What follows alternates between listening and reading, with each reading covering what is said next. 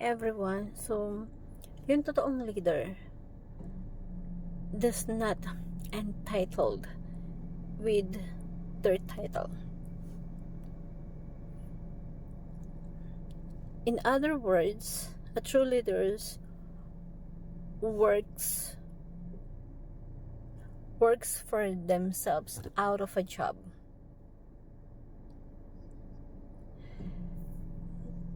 True leaders are always moving. They never fall in love with a position. They are constantly producing people to take their place. And that is true leaders. True leaders, they are not married to the titles.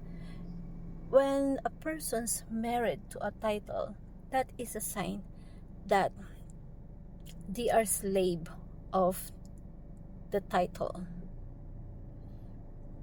Why? Because they get value through title.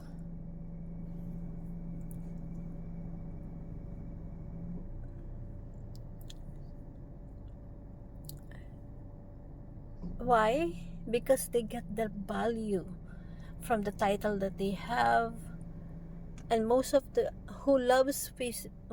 people who loves positions are not leaders because they get from the positions.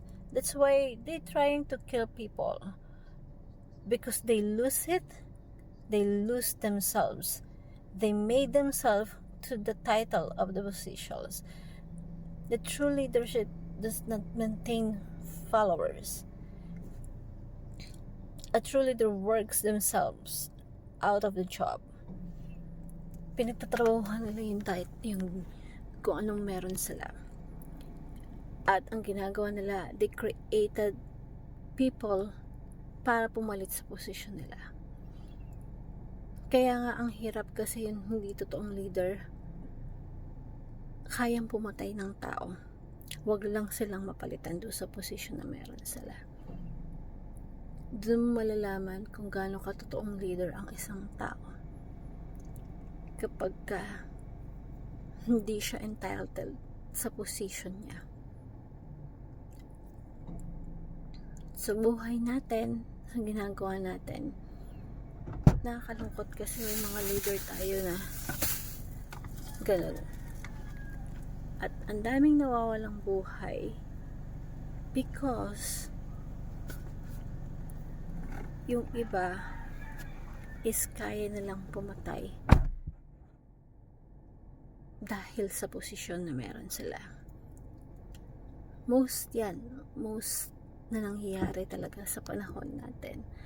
At nakakalungkot kasi hindi mga totoong leader yung nakaupo sa posisyon kung ganun sila. Kaya kailangan natin buksan yung isipan natin na huwag tayong maging entitled sa posisyon. Huwag natin kuhanin yung value natin sa posisyon.